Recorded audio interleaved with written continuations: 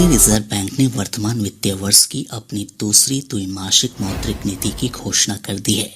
Reserve bank ने मुख्य दरों को यथावत रखा है। रेपो रेट 6.5% बनी रहेगी। नीति की घोषणा करते हुए रिजर्व बैंक के गवर्नर शक्तिकांत दास ने कहा कि उपभोक्ता मूल्य सूचकांक में इस वर्ष मार्च से अप्रैल के दौरान कमी आई है। उन्होंने कहा कि चालू वित्तीय वर्ष में मुद्रास्फीति की दर 4% से अधिक बनी रहेगी। श्री दास ने कहा कि विदेश यात्रा करने वाले भारतीयों के लिए बैंक अब रुपए प्रीपेड फॉरेक्स कार्ड जारी कर सकते हैं।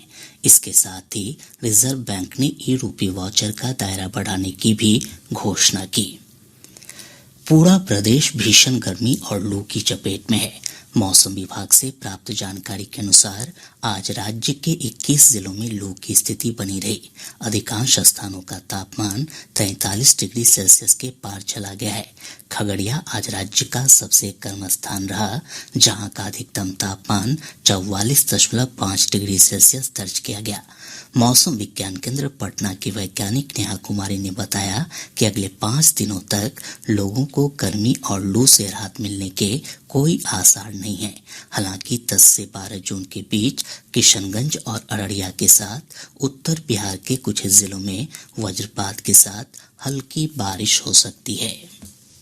आज का मौसम विश्लेषण के अनुसार अगले 24 घंटों के दौरान राज्य का मौसम आमतौर पर शुष्क बने रहने का पूर्वानुमान है। साथ ही साथ भीषण उष्ण लहर पटना, भागलपुर, पूर्णिया, पश्चिम चंपारण, सुपौल, अररिया, मोतिहारी, खगड़िया, कटिहार में एवं उष्ण लहर की स्थिति दरभंगा, जमुई, भोजपुर, वैशाली, औरंगाबाद, बांका, नवादा, नालंदा, सीवान, समस्तीपुर, सहरसा जिलों के 1-2 स्थानों पर रहने की संभावना है। अगले 5 दिनों के दौरान प्रदेश के अधिकतम तापमान में कोई विशेष परिवर्तन होने का पूर्वानुमान नहीं है। आज दिनांक 8 जून 2023 को मानसून की शुरुआत केरल राज्य में हो गई है।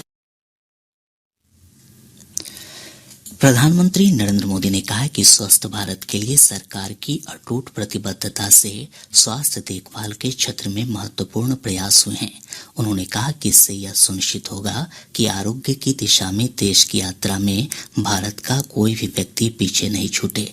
श्री मोदी ने ट्विटर पर कई लेख, ग्राफिक, वीडियो और सूचना साझा करते हुए ये बात कही। राज्यपाल राजेंद्र विश्वनाथ आर्लेकर ने कहा कि समस्याओं के निदान के लिए अच्छा इंसान बनना आवश्यक है। श्री आर्लेकर नालंदा विश्वविद्यालय नालंदा में आयोजित 2 दिवसीय C20 इंटरनेशनल कॉन्फ्रेंस को संबोधित कर रहे थे। उन्होंने कहा कि नालंदा विश्वविद्यालय के गौरवशाली इतिहास को हर एक व्यक्ति को जानना चाहिए। श्री आर्लेकर ने कहा कि प्राचीन समय में यह विश्वविद्यालय देश विदेश में शिक्षा का उत्कृष्ट केंद्र था और वर्तमान समय में इसके गौरवशाली अतीत को पुनर्स्थापित करने में हर एक नागरिक को अपना योगदान करना चाहिए। भाजपा सांसद संजय जायसवाल को लोकसभा की बजट समिति का अध्यक्ष बनाया गया है। लोकसभा सचिवालय ने इस संबंध में पत्र जारी कर दिया है। बजट समिति का अध्यक्ष बनाए जाने पर श्री जायसवाल ने प्रधानमंत्री नरेंद्र मोदी और लोकसभा अध्यक्ष ओम बिरला को धन्यवाद दिया है। ललित नारायण मिथिला विश्वविद्यालय दरभंगा द्वारा आयोजित 2 वर्षीय बीएड प्रवेश परीक्षा में सफल और पंजीकृत अभ्यर्थियों के नामांकन के लिए कल से 11 जून तक विशेष पंजीकरण की व्यवस्था की गई है। अभ्यर्थी CET बीएड के पोर्टल के माध्यम से पंजीकरण कर सकते हैं। दूसरे चरण की नामांकन प्रक्रिया समाप्त होने के बाद अगले चरण की नामांकन प्रक्रिया के लिए अधिसूचना और रिक्त सीटों की सूची 13 जून को जारी की जाएगी। बिहार विद्यालय परीक्षा समिति ने कहा है कि अगले वर्ष होने वाली मैट्रिक परीक्षा के लिए पंजीकृत विद्यार्थियों का डमी पंजीकरण पत्र कल जारी किया जाएगा। छात्र 19 जून तक डमी पंजीकरण पत्र में दी गई सूचनाओं में सुधार करवा सकेंगे। बालेश्वर रेल हादसे में बिहार के मृतकों की संख्या बढ़कर 51 हो गई है, जबकि 42 घायलों का विभिन्न अस्पतालों में इलाज चल रहा है। बिहार के लापता यात्रियों की पहचान के लिए परिजनों का DNA टेस्ट कराया जा रहा है। भुवनेश्वर एम्स में अब तक 13 परिजनों के डीएनए टेस्ट कराए गए हैं। इधर प्रदेश के 4 अधिकारियों का एक दल पिछले सोमवार से ओडिशा में कैंप किए हुए है। यह दल स्थानीय अधिकारियों के साथ समन्वय स्थापित कर काम कर रहा है ताकि मृतकों की पहचान का काम पूरा हो सके।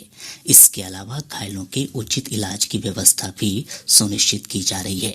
वहीं मृतकों के निकट आश्रितों को अनुग्रह सहायता राशि मिल सके, इसके लिए भी प्रक्रिया को आसान बनाने के लिए बिहार के अधिकारी काम कर रहे हैं। केंद्रीय महिला और बाल विकास मंत्री स्मृति ईरानी ने कहा है कि मोदी सरकार के पिछले 9 वर्षों के दौरान महिलाओं के सम्मान, सुरक्षा और विश्वास को बढ़ाने के लिए कई प्रभावी कदम उठाए गए हैं। श्रीमती ईरानी आज नई दिल्ली में संवाददाताओं को अपने मंत्रालय की उपलब्धियों की जानकारी दे रही थीं। उन्होंने कहा कि प्रधानमंत्री मातृ वंदना योजना के अंतर्गत देश में लगभग 3 करोड़ 32 लाख महिलाओं के बैंक खातों में प्रत्यक्ष लाभ भुगतान के माध्यम से 13,650 करोड़ रुपए अंतरित किए गए। श्रीमती ईरानी ने बताया कि महिलाओं की सुरक्षा के लिए देश भर में अब तक 733 वन स्टॉप सेंटर स्थापित किए गए हैं। 300 और केंद्र स्थापित करने की योजना है। उन्होंने कहा कि देश में इस समय 34 से अधिक महिला हेल्पलाइन कार्यरत हैं। केंद्रीय मंत्री ने कहा कि अब तक आंगनबाड़ी कार्यकर्ताओं को 11 लाख स्मार्टफोन वितरित किए गए हैं।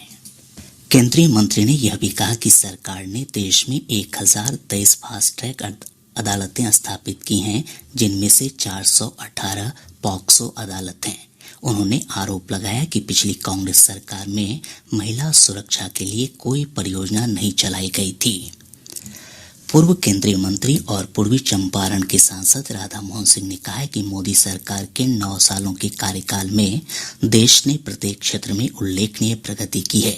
श्री सिंह ने मोतिहारी में आयोजित जनसंपर्क अभियान में कहा कि इस दौरान 23 लाख युवाओं को कौशल विकास योजना के तहत रोजगार से जोड़ा गया, 12 मेडिकल कॉलेज बनाए गए और करोड़ों किसानों को सशक्त बनाया गया।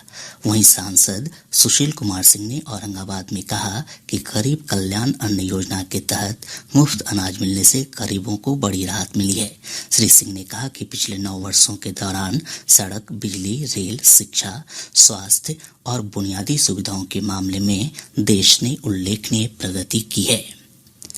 केंद्रीय मंत्री शांतनु ठाकुर कल पश्चिम चंपारण के दौरे पर आएंगे। भाजपा के पूर्व प्रदेश अध्यक्ष डॉक्टर संजय जायसवाल ने आज बेतिया में बताया कि केंद्रीय मंत्री चनपटिया में प्रधानमंत्री रोजगार सृजन कार्यक्रम के लाभार्थियों से संवाद कर उनकी समस्याओं को जानेंगे।